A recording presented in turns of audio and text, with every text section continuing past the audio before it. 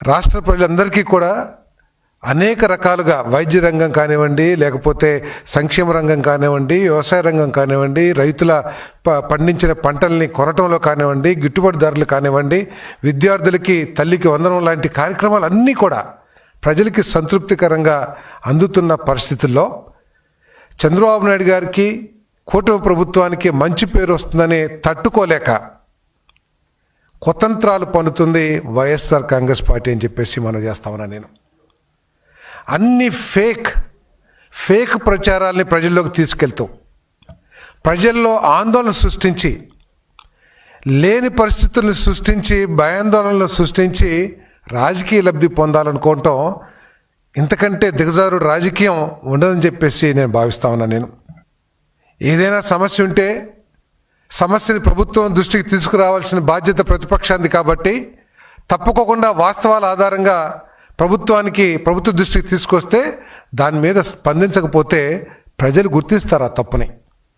కానీ వైఎస్ఆర్ కాంగ్రెస్ పార్టీ తాము చేసే అరాచకాలు, తాము ప్రజల్లోకి తీసుకెళ్లే విధ్వంసకర విధానాలు 5 సంవత్సరాల్లో రాష్ట్రాన్ని అన్ని విధాలు కూడా నాశనం చేసిన పరిపాలన, వీటన్నిటి నుంచి దృష్టిని మరల్చడానికి తనకున్న పత్రికను అడ్డం పెట్టుకుని ప్రజల్లో ప్రతి విషయంలో కూడా భయాందోళన సృష్టించడానికి, ప్రభుత్వం చేస్తున్న మంచి పనుల మీద కూడా తప్పుడు ప్రచారం చేయడానికి కృషి చేయటం ఇంతకంటే దిగజారుడు ఉండదని చెప్పేసి నేను మనవి చేస్తా ఉన్నా. నేను ఉదాహరణకి రైతులు ప్రతి సంవత్సరం కూడా ఎరువులు కావాలి, పంటకి నీళ్లు కావాలి, ఇవన్నీ చూసుకోవాల్సిన బాధ్యత ప్రభుత్వం మీద ఉంది.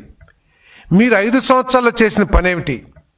కనీసం ఒక్క డ్రైనేజీ కాలువన్నా సరే రాష్ట్రంలో తవ్వారా అని చెప్పేసి నేను ప్రశ్నిస్తా ఉన్నా. నేను ఒక్క ఇరిగేషన్ కాలువకైనా సరే నిధులు కేటాయించి మీరు కాలువలు తవ్వారా అని చెప్పేసి అడుగుతా ఉన్నా. నేను ఏ ఒక్క ఇరిగేషన్ ప్రాజెక్ట్నైనా సరే బాధ్యతగా పూర్తి చేయడానికి ప్రయత్నం చేశారా అని చెప్పేసి అడుగుతా ఉన్నా. నేను వ్యవసాయ రంగాన్ని పూర్తిగా గాలికి వదిలేసి రైతుల భవిష్యత్తుకి ఒక చీకటి మార్గం క్రియేట్ చేసి ఈరోజు రైతుల గురించి మొసలి కన్నీరు కారుస్తాం చాలా బాధాకరం అని చెప్పేసి కూడా నేను మనం చేస్తా ఉన్నాను.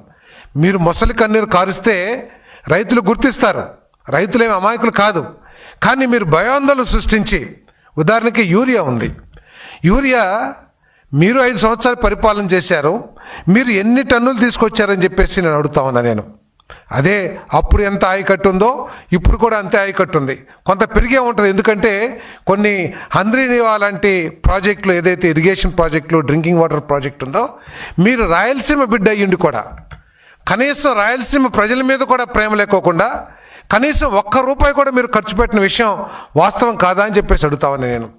మరి అటువంటి ప్రాజెక్ట్ని కొన్ని వందల టీఎంసీల నీటిని సరఫరా చేయడానికి కాలువలను వెడల్పు చేయటం, హంద్రీనివా కాలువను వెడల్పు చేయటం కానివ్వండి, లేదు లైనింగ్ చేసి చిత్తూరు జిల్లాకి డ్రింకింగ్ వాటరు, ఇరిగేషన్ వాటర్ తీసుకెళ్తాం మూలంగా కొంత ఇరిగేషన్ పెరిగి ఉండొచ్చు. ఎందుకంటే అనంతపూరు, కడప, అదేవిధంగా చిత్తూరు జిల్లా రైతులకి ఈ హంద్రీనివా ద్వారా చాలా మేలు జరిగిన విషయం వాస్తవమే. మరి మీరు 5 సంవత్సరాల్లో 2021లో మీరు తీసుకొచ్చింది కేవలం 5.5 లక్షల టన్నులు మాత్రమే. ఈ సంవత్సరం మేము 7 లక్షల టన్నుల్ని యూరియాని అందుబాటులోకి తీసుకొచ్చాం. రైతులకి ఎప్పుడైనా సరే వారికి కావాల్సిన యూరియాని మేము సరఫరా చేయడానికి మా డిస్ట్రిబ్యూషన్ వ్యవస్థ ఏదైతే ఉందో, ప్యాక్స్ కానివ్వండి, లేదు కొన్ని చోట రూల్స్ ప్రకారం కేంద్ర ప్రభుత్వం నిబంధించిన రూల్స్ ప్రకారం డీలర్స్ ద్వారా కానివ్వండి సరఫరా చేయడానికి మేము సిద్ధంగా ఉన్నాం. అయినా కూడా మీరు సృష్టిస్తున్న భయాందోళన మూలంగా లేని విషయాల్ని, అబద్ధాలని ప్రజల్లోకి తీసుకెళ్ళటం ద్వారా రైతుల్లో ఒక భయాందోళన సృష్టించి ఒక కృత్రిమైన కొరతని సృష్టించడానికి, తద్వారా లబ్ధి పొందడానికి ప్రయత్నం చేస్తున్నారని చెప్పేసి నేను ఈ సందర్భంగా తెలియజేస్తా ఉన్నాను. మరి 2025 ఆగస్టుకే మేము 5,69,719 టన్నుల్ని మేము సరఫరా చేశాం రైతులకి. మరి ఆగస్టు 3 తారీఖు తర్వాత 94,482 టన్నుల్ని మేము సరఫరా చేశాం. మరి వచ్చే నెల 10వ తారీఖు కల్లా, అంటే ఖరీఫ్లో ఇంకొక 40,000 టన్నులు, మొత్తం 7 లక్షల మెట్రిక్ టన్నుల్ని రైతులకు అందజేస్తామని చెప్పేసి మనం చేస్తా ఉన్నాను. దయచేసి రైతులు ఈ వైఎస్ఆర్ సిపి చేసే ప్రచారం ఏదైతే ఉందో, వీళ్ళ బతుకంతా కూడా అబద్ధాల మీద, లేకపోతే విధ్వంసాలు సృష్టించడం ద్వారా లేకపోతే ఫేక్ ప్రచారాలు చేయటం ద్వారానే వాళ్ళ విధానంగా పనిచేస్తున్నారు. కాబట్టి దయచేసి రైతు సోదరులకి మనం చేస్తా ఉన్నాం, ఈ కూటమి ప్రభుత్వం చంద్రబాబు నాయుడు గారి నాయకత్వంలో రైతుల పట్ల అత్యంత బాధ్యతతో పనిచేస్తుందని చెప్పేసి ఈ సందర్భంగా మనం చేస్తాను. ఆ బాధ్యతలో భాగంగానే రైతులకి అనేక మేలు కలిగించే విషయాలు చేశాం.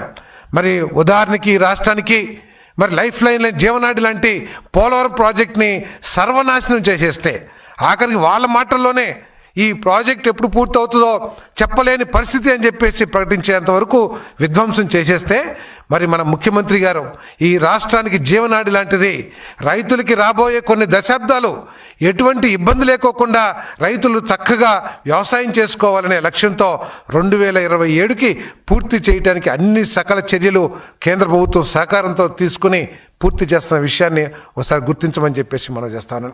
గత ప్రభుత్వం మొత్తం వారి 5 సంవత్సరాల్లో కూడా వారు కొన్న ధాన్యం ఎంత ఒకసారి ఆలోచన చేస్తే మరి మీ అందరికి కూడా తెలుసు, ఈ రాష్ట్ర రైతాంగం అంతా కూడా తెలుసు, ధాన్యం ప్రతి గింజ నేనే కొంటాను ప్రభుత్వం, ఇంకెవరు కొనటానికి వీల్లేదు, ఎవరన్నా కొంటే కేసులు పెడతామని చెప్పేసి బెదిరించిన వైఎస్ఆర్ కాంగ్రెస్ ప్రభుత్వం రైతుల దగ్గర ధాన్యం కొని 3 నెలలకు కూడా డబ్బులు చెల్లించని పరిస్థితిని మరి రైతులు మర్చిపోలేదని చెప్పేసి కూడా నేను ఈ సందర్భంగా నేను తెలియజేస్తా ఉన్నాను. నేను అంతేకాకుండా ఆఖరికి 1624 కోట్ల రూపాయలు రైతులకి ఎగ్గొట్టి ఏ ప్రభుత్వం కూడా కాంట్రాక్టర్లకి బిల్లులు పెండింగ్ పెడతాం చూసాం, లేకపోతే ఇంక అనేక బకాయిలు ఉండటం చూసాం. కానీ రైతులకి ఎవరైతే పండించిన పంట అమ్ముకొని అప్పులు తీర్చుకునే పరిస్థితి రంగం ఏదైతే ఉందో అది వ్యవసాయ రంగం. ఆ కనీస జ్ఞానం లేని ఆనాటి ప్రభుత్వం 1627 కోట్ల రూపాయలని మరి ఎగ్గొట్టేసి రైతుల్ని గాల్లోకి వదిలిపెట్టిన పరిస్థితి ఈ రాష్ట్ర రైతాంగం మొత్తానికి కూడా తెలుసని చెప్పేసి మనం చేస్తాను. తర్వాత వచ్చిన కూటమి ప్రభుత్వం మరి ముఖ్యమంత్రి చంద్రబాబు నాయుడు గారు మాకేం సంబంధం లేదు, రాష్ట్రం తీవ్ర ఆర్థిక పరిస్థితులు ఉన్నప్పటికీ కూడా వారు ఎగ్గొట్టిన 1627 కోట్లని ఒక్క నెలలో మరి మొత్తం రైతులకి చెల్లించిన ఘనత కూడా కూటమి ప్రభుత్వం అని చెప్పేసి మనం చేస్తాను. రైతుల గురించి మొసలి కన్నీరు కారుస్తున్న జగన్మోహన్ రెడ్డి గారు, వైఎస్ఆర్ కాంగ్రెస్ పార్టీ సమాధానం చెప్పాలి. మీరు మొత్తం మీ గవర్నమెంట్లో 42 లక్షల టన్నులు మాత్రమే కొంటే మేము ఇప్పటికే 68 లక్షల టన్నులు ధాన్యం కొనుగోలు చేశామని చెప్పేసి మనం చేస్తాం. మీరు సంవత్సరానికి 42 లక్షల టన్నులు కొంటే మేము ఇప్పటికే 68 లక్షల టన్నుల్ని రైతుల దగ్గర నుంచి కొని 24 గంటలు 48 గంటల్లో రైతులకి సొమ్ములు చెల్లించిన ప్రభుత్వం ఏదైనా ఉందంటే దేశంలో అది చంద్రబాబు నాయుడు గారి ప్రభుత్వం అని చెప్పేసి మనం చేస్తాను. ఇప్పటికే దాదాపు 18,000 కోట్ల రూపాయలు రైతులు పండించిన పంటకి మేము సకాలంలో 24 గంటలు 48 గంటల్లో మేము డబ్బులు చెల్లించింది. అది మాకు రైతుల పట్ల ఉన్న బాధ్యత, మరి ప్రాధాన్యత అని చెప్పేసి కూడా నేను ఈ సందర్భంగా నేను మనవి చేస్తాను.